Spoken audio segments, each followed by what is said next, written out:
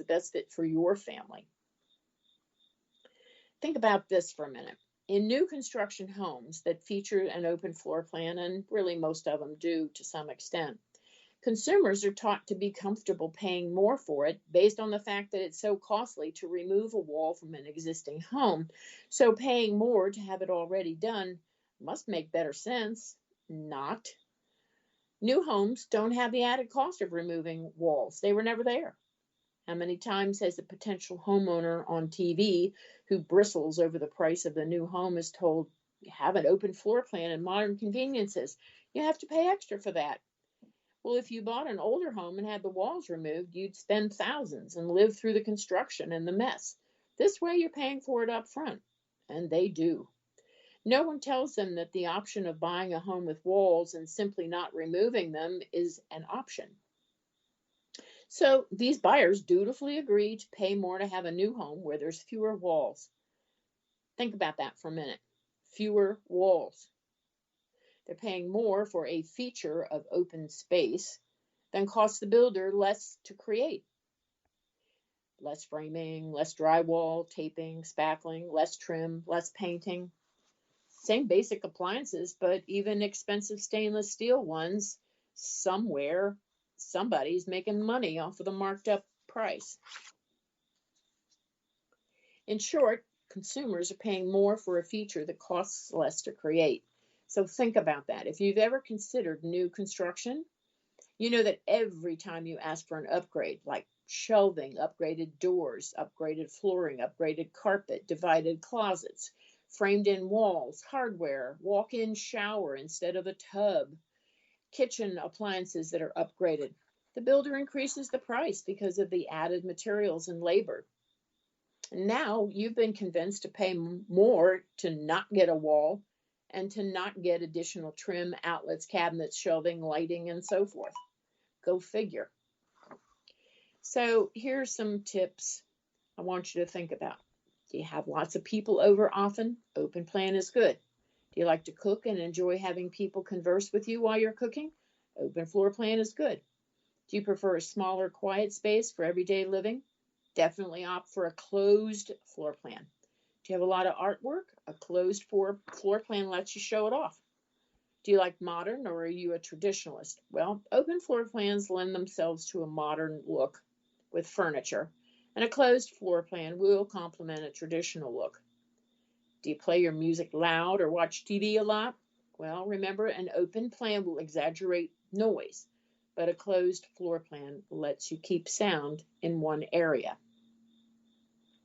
So when you're trying to decide, let's say you live in a house with a lot of closed off spaces.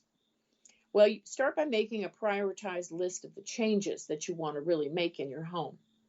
Then you want to visit each room in the home individually and make notes about the location, any adjacent rooms, natural light, current uses.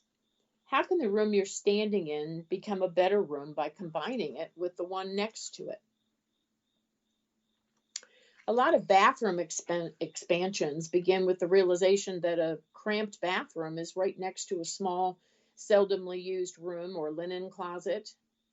Just be careful about that. I had a client once who only had 3 bedrooms on the upper level. They took 2 of the smaller ones and created a large bathroom, and the client loved it because she had plenty of space, but it reduced the number of bedrooms on the main level to just 1.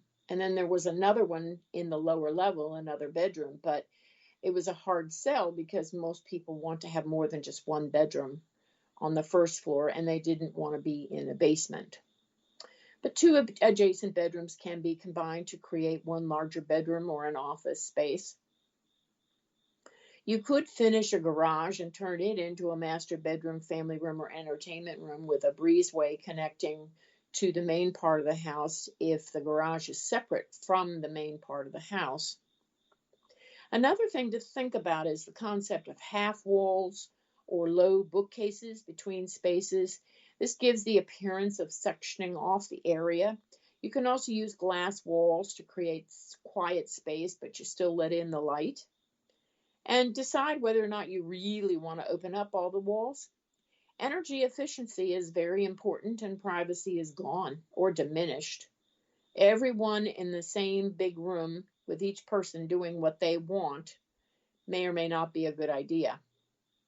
Buying a home with walls and not removing them is an option. So you want to be sure, listen to some of my previous podcasts because I talk a lot about should you hire a design builder or an architect and how should you figure out what you really want and how to go about doing it. Includes choosing a contractor, writing a contract with that person, what to expect during the renovation process. And there's podcasts that I've done on financing your project. Lots to think about. So don't just go ahead and start knocking through walls. You need to find out if you have support underneath or do you have to add. And yes, there are YouTube videos that show you how to tell if you have a supporting wall or not. And that's good to think about. But don't just run out to the home improvement store and buy stuff and say, oh, this is a weekend project, because I can guarantee you it's not. So just be very careful. Listen to my previous podcasts on the subject and don't be afraid to at least pay for a consulting fee with an architect or a design build firm to be able to figure out what makes the best sense for you and how you all are using the space. And just remember, when you have the pots and pans clanging and the TV on and the kids are playing and the baby's crying, it's going to make a lot of noise, and those tall ceilings echo, echo, echo. So thanks for joining me today and happy remodeling. And if you have any more questions, you can email me at moveorimprovewithdebbie@gmail.com or just listen to some of my previous podcasts. You'll really get an earful about this subject. Thanks for joining me.